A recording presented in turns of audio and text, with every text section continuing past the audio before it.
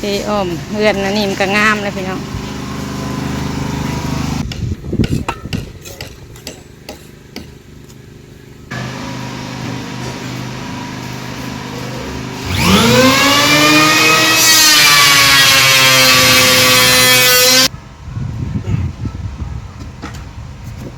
จับคือเก่าเด้อรถมูปูนทางนี้ โดยกับสบายดีเลยสวัสดีเด้อพ่อแม่พี่น้องเพื่อสุขคนเนาะวันนี้มาพบมาพ่อกับสายเล็บน้อยเอกเซนเก่าเซนเคยพี่น้องตอนนี้ก็สวายนี่เลยพี่น้องเมื่อกี้นี่ก็อันไปพากันซ่อนกองดินทรายใส่บาพามีกองหินกองทรายเลยพี่น้องซ่อนโฮมกันขึ้นไว้เพราะว่าสีพระเห็นมันยายไปทั่วทีมันก็เสียดายเนาะพี่น้องซื้อเพลงซ่อนไว้ให้สร้างเพิ่นอะไรพี่น้องแล้วก็มาทางขึ้นไปแถวค่ำพี่ว่าสิพากันมานิ่งตะนางล้มตะนางอะไรพี่น้องของไม่เท่าคำพันเลี้ยวมือนี่พี่น้องเลยแต่ว่าก็เลยสิมาถ่ายให้เบิ่งทางสร้างวันเพิ่นกำลังเข้าบานประตูมือนี้เขาสร้างเปลี่ยนเพิ่นกำลังกันที่กันเปื้อนรอบบ้านไม่เท่าคำนี่แหละอ้อมบ้านอ้อมเพื่อนเพิ่นนี่แหละพี่น้องเพิ่นกำลังเฮ็ดเวียกเฮ็ดงานอยู่ก็เลยว่าให้ทั้งนั้นเฮ็ดก่อนเพราะว่าทางอยู่เฮาสิอ้อมนี่ก็ผ่านกันกับบนคาบาวันเพิ่นเฮ็ดเวียกทางหลังเพื่อนคาบานแล้วเพิ่นอะไรจังสิได้ล่มตะนางกับว่าพามีมาพร้อมกันแล้วก็สิพากันล่มตะนางนะพี่น้องมีแต่ไปเบิ่งนำกันพี่น้องก่อนสิไปกับขอบคุณหลายๆเด้อพี่น้องที่เข้ามาติดตามนะครับชมให้กำลังใจสาวเล็บน้อยเด้อพี่น้องเด้อขอให้พ่อแม่พี่น้องอยู่ดีไม่แห้งเฮงๆรวยๆเด้อพี่น้องเด้อเบิดทุกท่านเด้อพี่น้องไปพี่น้องไปเบิ่งนำกันวันนี้ไปเบิ่งทางสร้างเพิ่นเฮ็ดเฮือนเฮ็ดซาดเพิ่นเลยแล้วก็สิพากันล่มตะนางเพิ่นเฮ็ดอันนี้บานแล้วทั้งนี้ก่อนแล้วสิพากันล่มตะนางวันนี้พี่น้องกับเขาเบาพอมีเบาเก่งกับน้องลาตีให้พี่น้องซอยกันโอเคพี่น้องไปนำกันเลย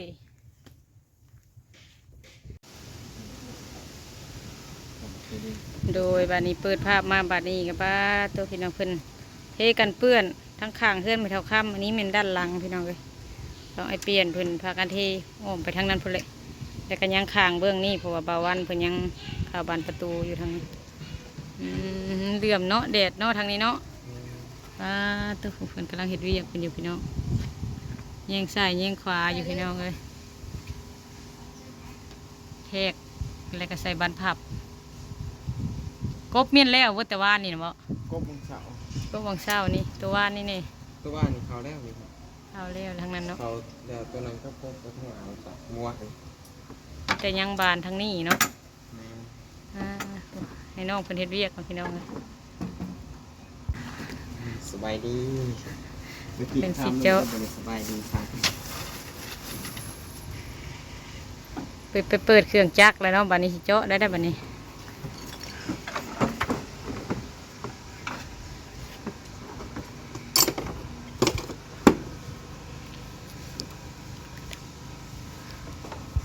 มาเห็นไหม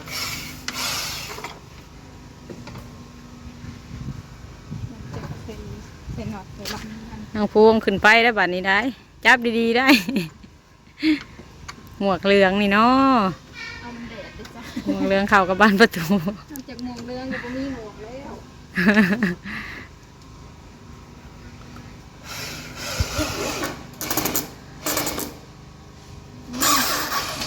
ยับออกเลย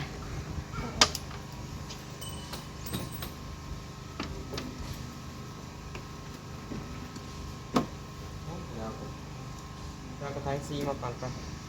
มาทางซี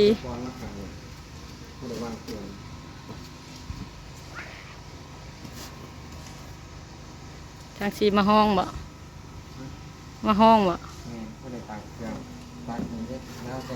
มันจังบริโภคเอายากเนาะนั่นมันสูงโพด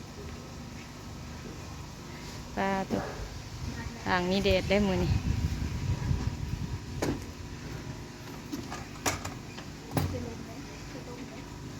ร่มได้เช้าหมวกเหลืองเช้าหมวกเหลือง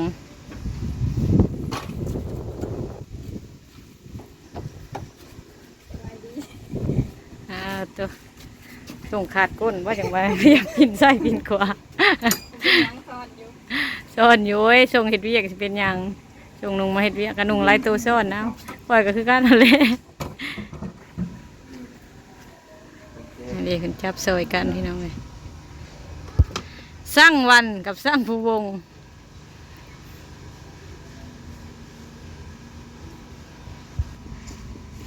ปลาตัวมาทางนี้พี่น้องกำลังเทกันเปื้อนทั้งไอเปลี่ยนเป็นเททั้งพี่เทอ้อมเพื่อนนะนี่มันก็งามเลยพี่น้อง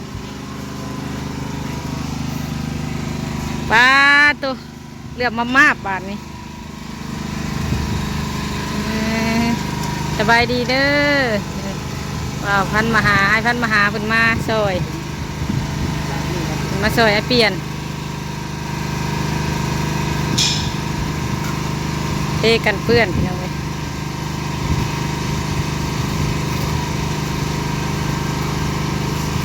หักเลยพี่น้องเลยกำลังแหง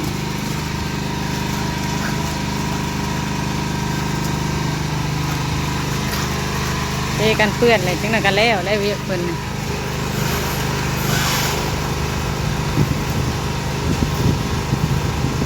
เทกันเปื้อนเลยบ่เปื้อนบ่บัดนี้นะ บ่เปื้อนเนาะรีบขี้ต้มก็บ่เปื้อนวันนี้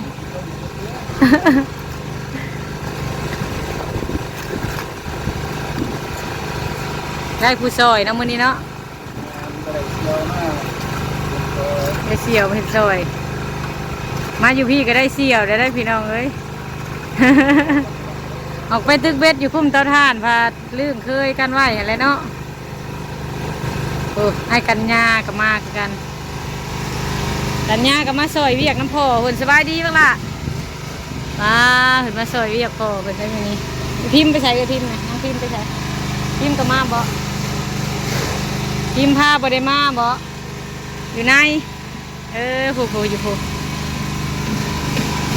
เห็นมากกว่าดินทรายซอยน้อยๆเพิ่นก็เฮ็ดเวียกคือกันพี่น้องไอ้ผู้เป็นไปซ่านดินผู้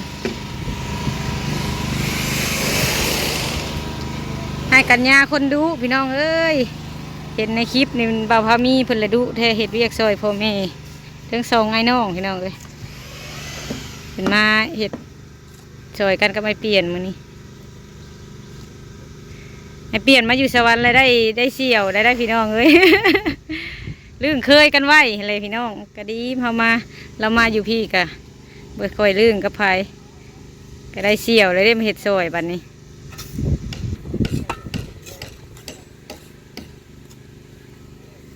ให้กันยา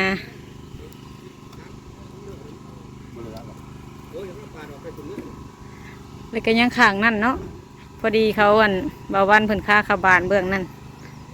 เตียงเพิ่นตันทางขอบไปนี้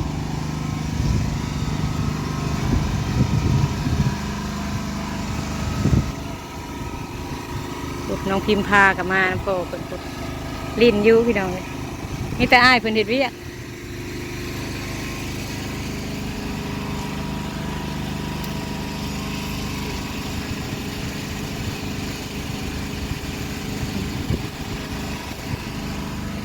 ให้กันยา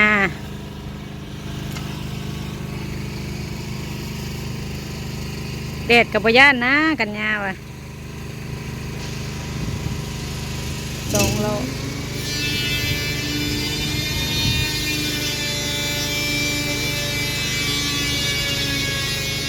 โลมันเลยเป็น10 โลเล็ดลาดกันเปื้อนเพียงเลยมันจะงามนะคันเฮาลาดแบบนี้เวลาฝนตกฝนลิ้นกับเปื้อนเพื่อนย่างไปมากับสะดวกสบายถ้าเฮาลาดแบบนี้พอดีวิทย์ใส่ข้าพี่น้องเลยพอดีวิทย์กับใส่ข้าอยู่ถึงซึ่งกัน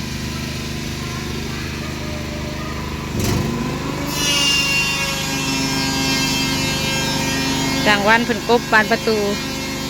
เล่งแนวกบไม่บาได้ละจักสะเทือนดึน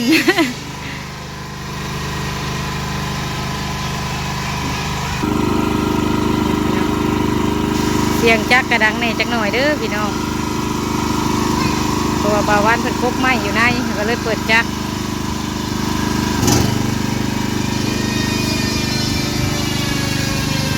บานก็ใส่ได้หลายบานเติบเลยพี่น้องเอ้ยทางในก็บานประตูห้องน้ำก็แล้วอันท ทางขึ้นนี่ก็ติดกะโลแล้ว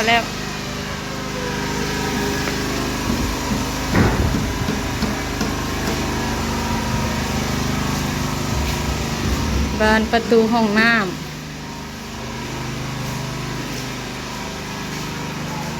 ประตูห้องน้ำตัวนี้พี่น้องเลยแล้วก็ได้เข้าห้องน้ำนะพี่น้องก่อนหมู่อันดับแรกค่ะบานประตูห้องน้ำเนี่ยเพิ่นเฮ็ดก่อน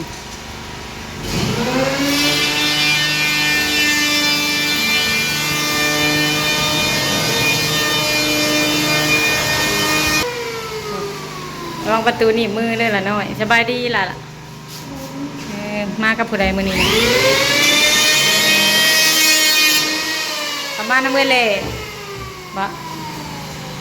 มาผู้เดียวนั่งดีไปใช่อยู่เพื่อนจูดแล้วบ่ทานเมย์จ้ะนะจูดแล้วมื้อนี้เพิ่นมาน้ำเอื้อยเพิ่น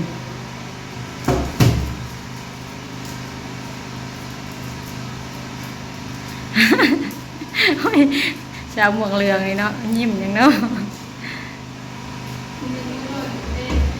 โมเมนหมวกแดงได้หมวกเหลืองเลยนะ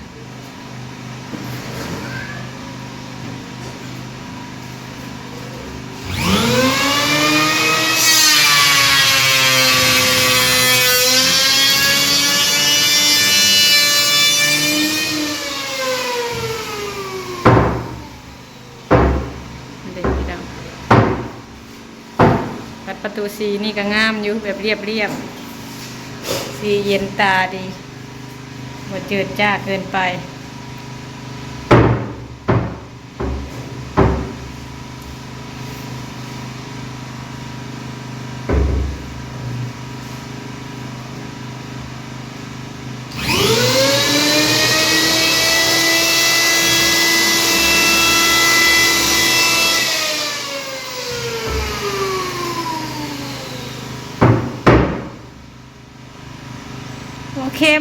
โอเคบ่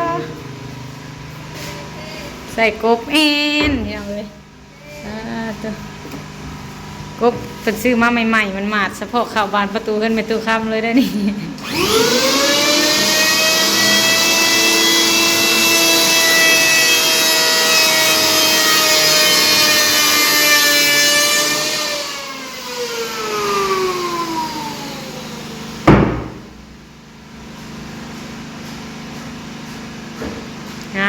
งามพอดีงามบานประตูนี่สีนี่งามยังเน่นบ่ก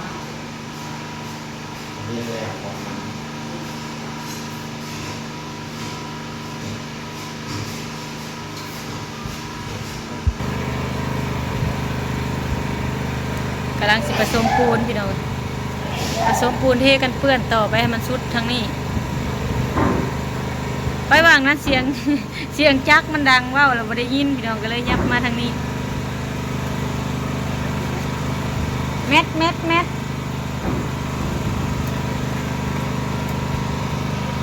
กันยาอยู่โลดลูกสาวเพิ่นเข้ามากับพ่อเพิ่นสองให้น้องเพิ่นมาช่วยเวียกให้เปลี่ยน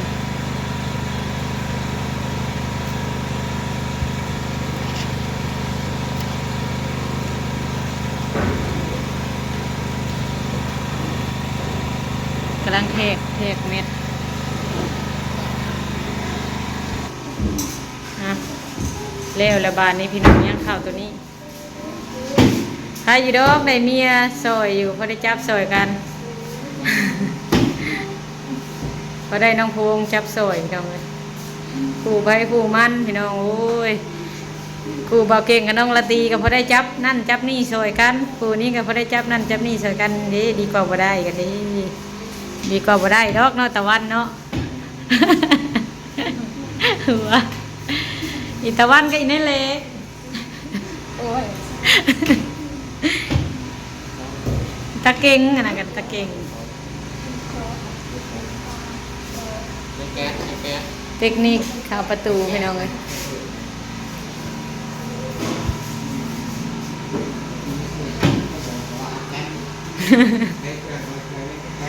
เอาแก๊สตื่นแพ็คเขื่อน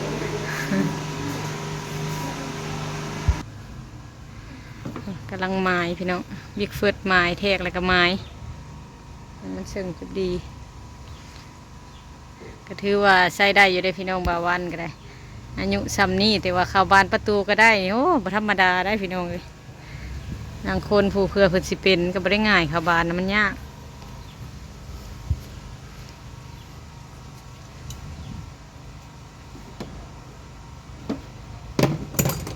หมวกเหลืองก็หมวกส้มบ่ แล้วข้างนี้แล้วก็บ่แดดแล้วบัดนี้ไปข้างอื่นก็ห่ม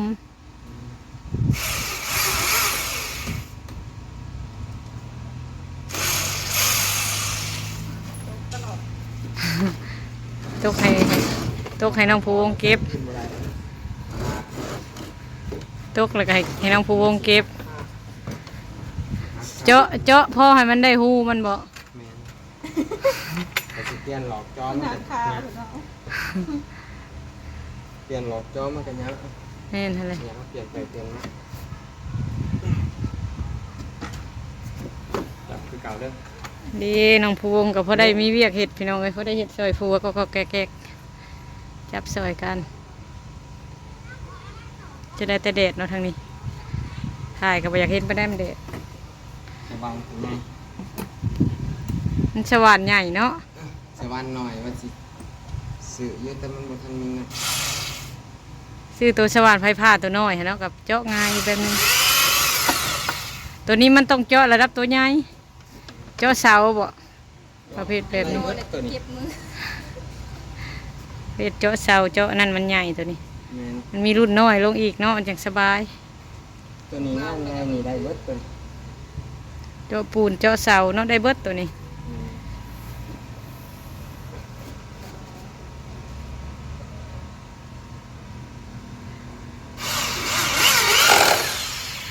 มีแต่เทกันเปื้อนยังข้างนี้เทกันเปื้อนข้างนี้อีก ช่วงหกเนาะ ใครอยู่บนทันในอันนั้นก็จับลงอีกให้จุเปิ้นเข้าบ้านกับพี่น้องเด็ดทางนี้ใช่ก็อยากเห็นไปได้ทางนี้แต่ระวังแต่บ่ให้จะง่อยเหยียบเลยพี่น้องห้อยเขาเหยียบมันก็เป็นห้อย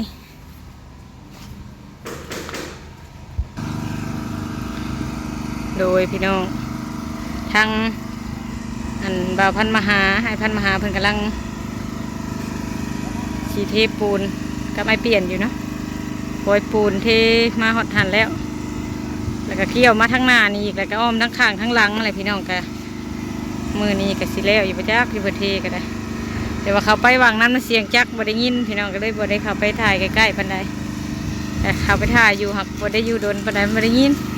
ขนาดว่ากันใกล้ๆยังไม่อยากได้ยิน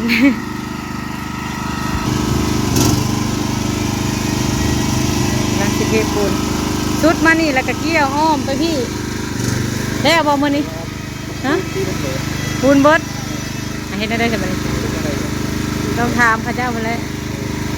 ยังข้างหน้ากับทั้งนั้นเนาะปูนเบิดท่านบอกมีปูนกับมือหน้าไปแล้วจังแล้วเนาะ มือหน้าไปแล้วมือนี้นะเบิดแล้วยังแต่ปูนเขียวสอบเดียว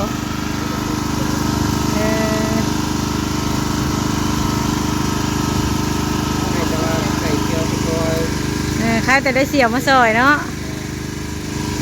ดีแล้วลื่นเคยกันก็ได้จังได้ไปตาถ่านดูไปก็ได้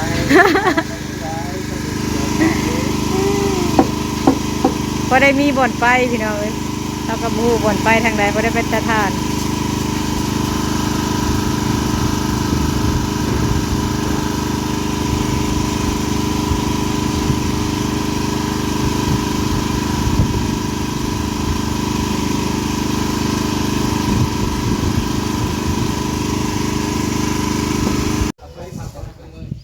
วันนี้พี่น้องทั้งน้องวันกับน้องเล่เพิ่นสิหามหามเตียงมาพี่แล้วระวังนะพี่น้อง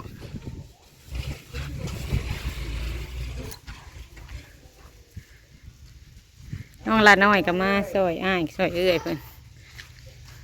นี่แต่สิมาข่าววางนี้เอ้ยขึ้นเอ้ยขึ้น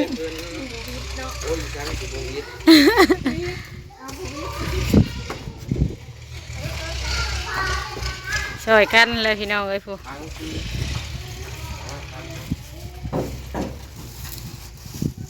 จะได้ถือเครื่องซอยเอื้อยอ้ายเพิ่นนี่แกเอาขึ้นไปล่ะ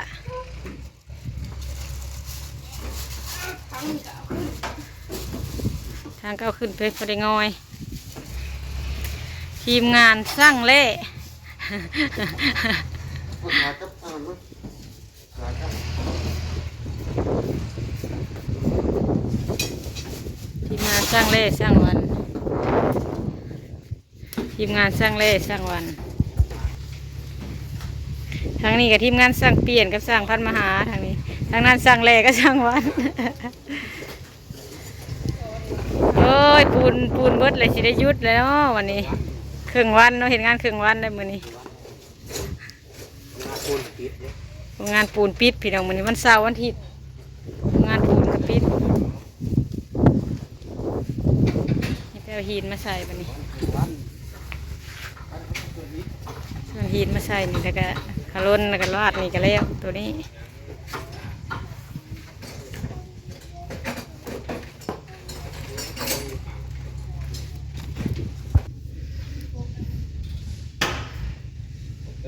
แล้วบ่มื้อนี้แล้วบ่แล้วแต่บ้านน้อยเนาะบ้านใหญ่ฮะ นั่งข้างหลัง ป้องหนึ่งบ่ทางหลังนะ มันขาดเพื่อกับเขาบ้านประตูใหญ่ด้วย มันคาบนลาดปูนทางนอกมันต้องเหยียบบ่ได้ก็เลยต้องเอาเข้าบ้านใหญ่ท้าเฮ้ยบ้านซ้ำซาทางนอกแห้งบนเราเทกันเปื้อนนี่ เราเข้าใจนี่มันแหละง่ายเพราะว่างานเขาบ้านสองงานแรกนี่ง่าย รถหมู่ปูนทางนี้ รถหมู่ปูน งานแรกงานแรกเขาแต่โดน2 ปี2-3 ปี เรียกคนเอาหินมาพี่น้องเลย เอาน้ำมันเอาน้ำเย็นแต่ว่าบ่เอาน้ำข้นก็ได้เน้นนะแต่น้ำเย็นค่ะ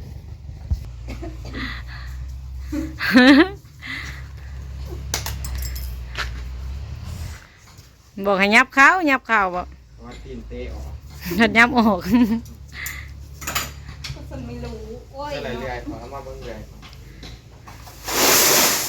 ทางนั้นกัน นั่ง โดยพี่น้องเสลมน้อยก็จะได้ขอจบคลิปก็เด้อพี่น้องเด้อ